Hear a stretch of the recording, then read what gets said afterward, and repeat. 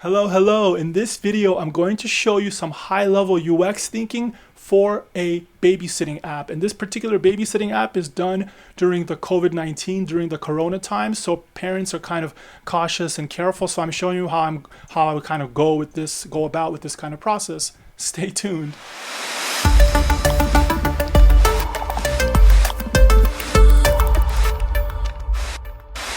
So again, I just want to mention that I'm going to show you this app from a high level perspective. I'm going to show you the design brief, then I'm going to show you kind of the user demographic that I have, and then kind of some of the flows and kind of some stuff for the landing page and kind of different things. But again, this is going to be mostly from a high level perspective.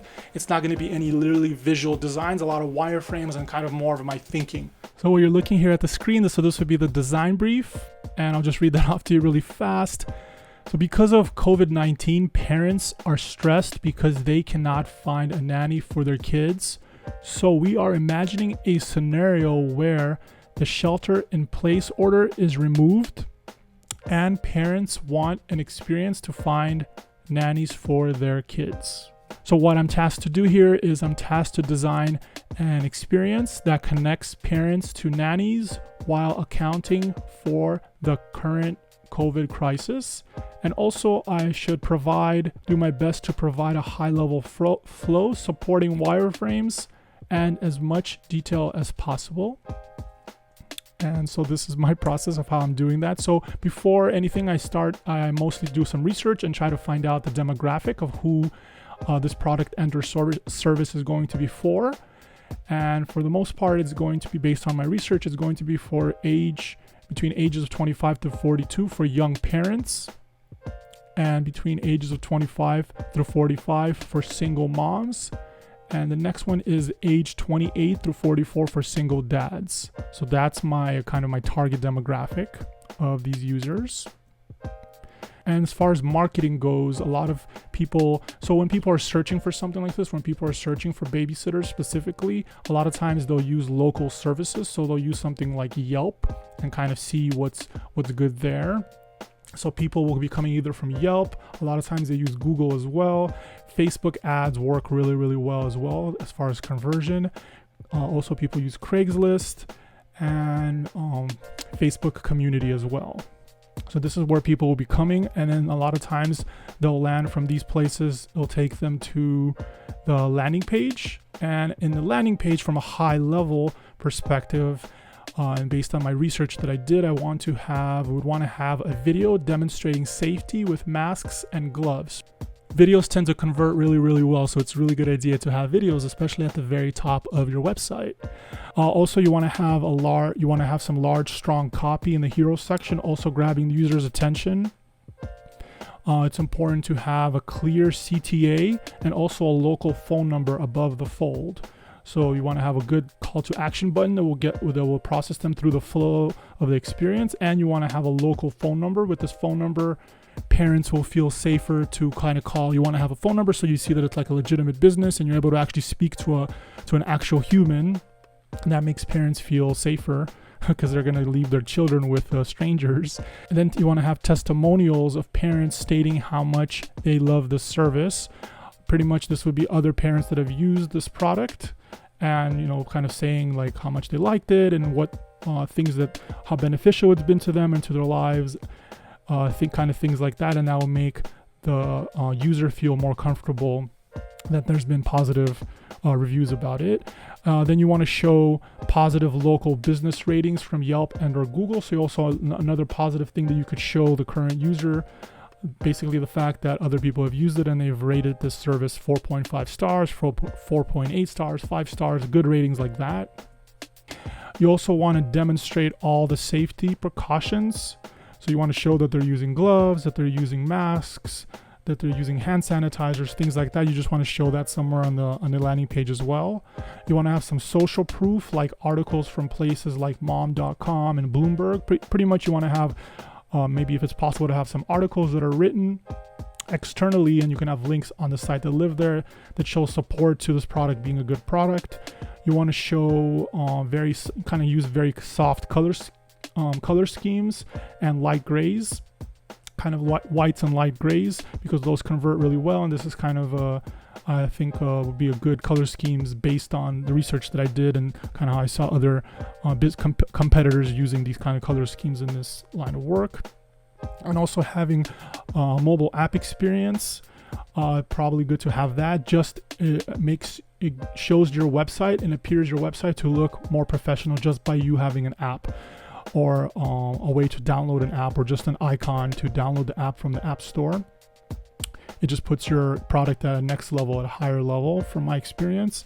You want things designed responsively, and you want it to look great on all mobile devices. I get that that's obvious and everything like that, but I just want to mention that all the graphics and everything like that will exist on the landing page and on the whole flow, and the emails and things like that you need to work on all, pretty much all devices and all size devices, whether it's all mobile sizes, whether it's tablets and or desktops as well. As far as the flow goes, so this will be the flow that comes when the user is on the landing page that I just described. There will be a CTA there. So then they look through all the videos, all the different things that are there, and now they feel comfortable and they want to go through the process. So then when they hit the CTA from the landing page, then that will take them to this other step, which will be the location step, and it will ask them to enter their zip code. After they enter their zip code, they'll be asked to enter, and the purpose of the zip code is just to find out obviously where they are, how many miles the babysitters would be, and how far in location they are. They could also enter their general city as well. So after they enter that information, then they go to the date screen. So that will pretty much, this is the dates that you would like your babysitter to work, which date and or days. So you can see which ones are available for those particular days that you have in mind.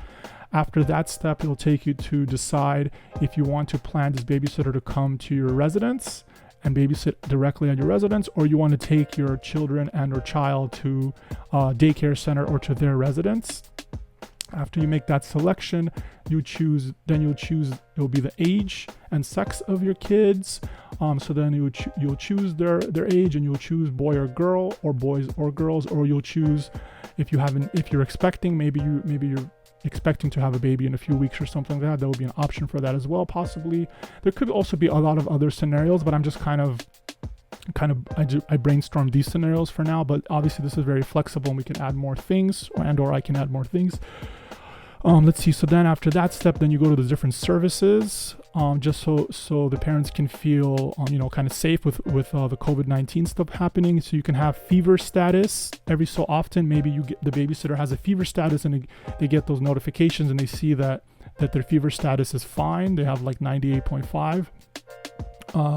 Temperature wise, I think that's the healthy temperature, but you would get that kind of status. And then you have a live camera which will show kind of your babysitter using what your child is doing and what the babysitter is doing, so you can constantly watch them if that's an option, or that might exist as an option when available. There would be a daily activity, so then that way you can kind of monitor what your kid is doing, whether they're eating or playing or taking a nap and things like that. So after you do that part, after that step, then you go and you select the things that you want to select, and it starts looking. Maybe that takes 5 to 7 seconds depending on your internet connection. So this part, it looks, and then it goes to the next step, and it'll tell you what it found. So in this example, it found 143 nannies, and then in the next step, it gives you an option to create an email, so you can get more information about those nannies and start the service. So in here, you would enter your email, and then that takes us to the next flow, which would be the email flow. So in the email flow, you'll get let's say maybe like 10 prospects, even though there was 147, but in the email itself you get, let's say 10. There might be like pictures of your babysitters and like a little more information, but not really any contact information, just information about them, like how experienced they are, and maybe just like a picture, maybe their age, things like that, but not a way to contact them yet. So then you hit the CTA from the email.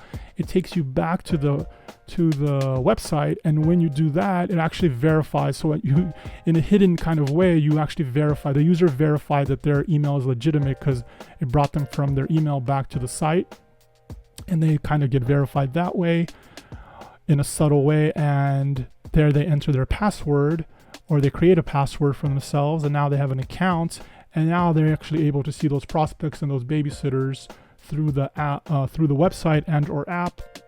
And then they'll actually have a way to contact them And then based on the information that they entered earlier, they would be able to book a prospect. So then they book their babysitter, and kind of, in an example like this, maybe their babysitter is booked for like the week after.